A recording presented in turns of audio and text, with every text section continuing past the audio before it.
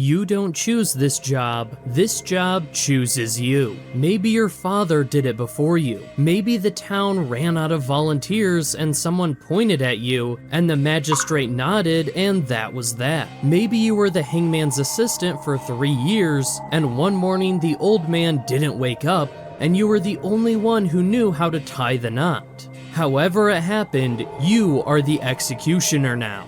The hood is yours, the axe is yours, the job is yours. Nobody shakes your hand at the market. Nobody invites you to sit at their table at the tavern. You live at the edge of town, not because you were told to, but because everyone made it clear, without saying it directly, that the center of town wasn't for you anymore. Your neighbor stopped letting her children play near your fence the week you took the position. You understand. You don't like it, but you understand. Fear needs somewhere to live, and it moved into the space between you and everyone else. This is what your life looks like now. Your first execution is the one you never stop thinking about. You've been told what to do. The senior guard walked you through it twice. Clean angle, full commitment. Don't hesitate, because hesitation is cruelty dressed up as mercy. The crowd doesn't know that. The crowd thinks a clean stroke is ruthlessness. You know it's the opposite. The condemned is a thief, a repeat offender. The magistrate read the charges in a flat voice like he was reading a shopping list. The crowd gathered in the square the way crowds always gather for these things, with a kind of horrible excitement they don't always want to examine in themselves. You are wearing the hood, not to hide from justice, to protect yourself. An executioner without a hood becomes a target the moment someone in the crowd decides that justice went the wrong direction. The hood is practical. It is also isolating in a way you didn't anticipate. You can hear everything, but the narrowed vision means the world is reduced to what's directly in front of you. The man kneels at the block. He is shaking. You focus on the angle. You focus on the commitment. You do not focus on his face, because looking at a man's face is not part of the job and will not help either of you. It's over in a second that takes a very long time. The crowd makes a sound. You step back. The guard moves forward. You walk back through the gate and into the small room they keep for you. You sit on the bench and you stare at the wall for a while. And then you clean the axe, because the axe always needs to be cleaned, and having something to do with your hands is the only thing that helps. That was 17 years ago. You still think about it. Not every day, most days. The tools are your responsibility. This sounds like a small thing.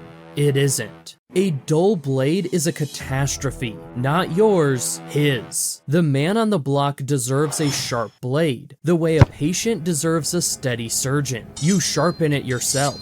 You test the edge yourself. You have a whetstone that costs more than most men in this town spend on food in a month. And you don't apologize for that, because the alternative is not something you're willing to be responsible for. The rope is the same. Every rope has a weight rating and a drop calculation, and if you get either wrong, the result is ugly in ways that haunt everyone in that square for the rest of their lives, including you most of all.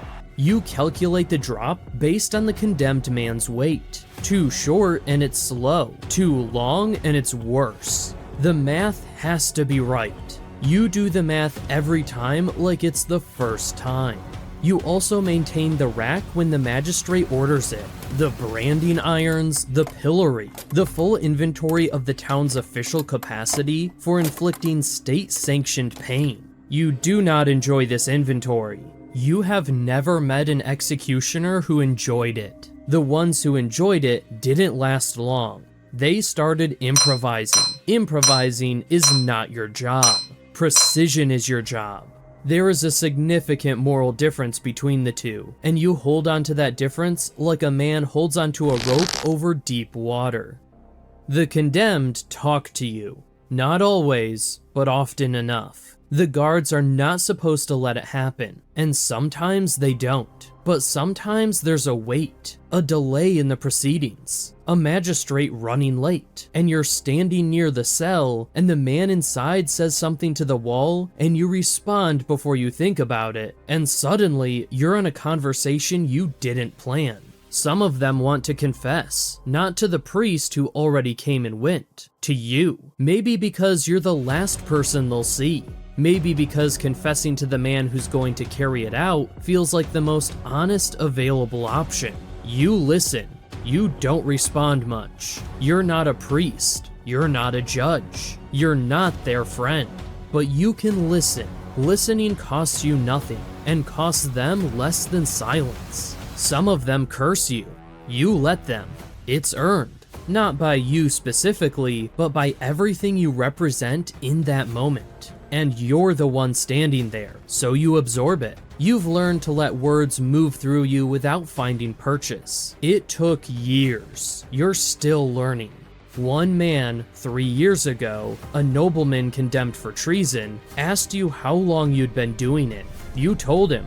He nodded slowly, like he was calculating something. Then he said he was sorry you'd had to do it for so long. You didn't know what to do with that. You still don't. The town needs you, but will not say so. Here's the thing nobody talks about. Law requires enforcement. Justice, even imperfect justice, requires a mechanism. Sentences require someone to carry them out. Without you, the magistrate's power is just words on parchment. Without you, the Lord's authority is a claim without a consequence. You are the consequence. You are what makes the whole system mean something. But they will not say so at the feast. They will not toast you at the harvest celebration. The Lord does not invite you to the table where the knights sit. The priest does not give you the front pew. You exist in the functional shadows of a civilization that requires your function and prefers not to think about it. Your pay arrives on time. Every month, without fail. No one is late with the executioner's pay. You've noticed that, even when the town's fund is short, even when other municipal workers wait weeks, your envelope is always there on the first of the month. Fear is a reliable accountant. You spend it quietly. You buy good food, because you've learned that small daily comforts are the architecture of a stable life. You buy books when the traveling merchants have them. You have more books than most men in this town, and more time to read them than you'd like, because evenings alone are long. The ones that are hard. Not all of them are hard. Some of them have done things that extinguish whatever sympathy you arrive with. You are not a naive man. You have seen the evidence. You have heard the testimony read aloud in the square. There are men who step onto that scaffold who the world is genuinely better without, and you carry out your work on those days with something close to professional satisfaction. But some of them are hard. The young ones are hard. You never get used to the young ones. You do your job, you do it cleanly, which is the only mercy available to you, but something in you doesn't fully leave the square when they're young. The ones who maintain their innocence all the way to the end are hard. You don't know if they're telling the truth. That's not your department. Your department is the mechanics, not the verdict. But the ones who say it quietly, without dramatics, just a plain statement of fact as they kneel, those ones stay with you on the walk home.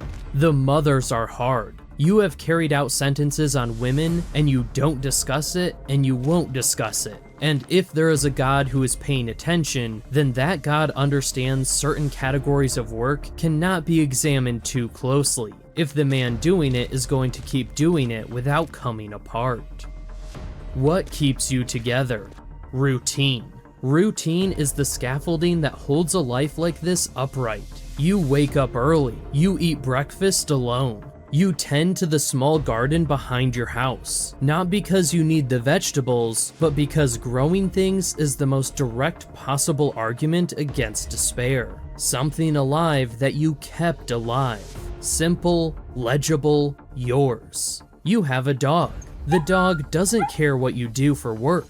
The dog has never cared. The dog is the most morally uncomplicated relationship in your life, and you are aware of that and grateful for it in a way that you could never explain to anyone who hadn't lived this. You pray. Not in the church, where the congregation shifts when you enter and finds reasons to sit in other rows. In your house, in the morning, briefly and without ceremony. You do not pray for forgiveness, because you do not believe what you do requires it. You pray for the ones who came before you. You pray for the ones who will come after. You pray for accuracy and steadiness, and the ability to do a hard thing without becoming a hard person. That last one is the daily work. The axe is easy to maintain. You just sharpen it. The man behind the axe is harder. The retirement. It doesn't come with a ceremony. One day your hands are steady, and one day they aren't quite. And you know before anyone else knows that it's time. You train the young man the magistrate has assigned to you. He is nervous. They are always nervous. You tell him what the senior guard told you a long time ago in a different town, in a different life. Clean angle, full commitment. Don't hesitate, because hesitation is cruelty dressed up as mercy. He nods. He looks at you like you have answers to questions he can't yet form. You tell him the rest of it too. The whetstone, the rope calculations, the listening, the garden, the dog if he can manage it, the routine that holds everything up when nothing else will. You walk home through the edge of town. A woman you don't know passes you on the road, and she doesn't cross to the other side. That's new. You're not sure she knows who you are. You sit in the garden for a while. The dog finds your hand with its nose. You think about the first one. You think about all of them in the compressed way that years allow. A long procession reduced to impressions and weather and the specific quality of light on certain mornings. You think about the nobleman who said he was sorry you'd had to do it for so long. You decide, finally, that you were not a cruel man. You were a precise one, in a world that needed precision and could not say so. That was what you gave it. You gave it your steadiness and your silence and your whetstone and your 40 years. You sit in the garden until the light changes. The dog sleeps beside your feet. It was never a good life exactly, but it was yours. You made sure it was done correctly. In the end, that has to be enough.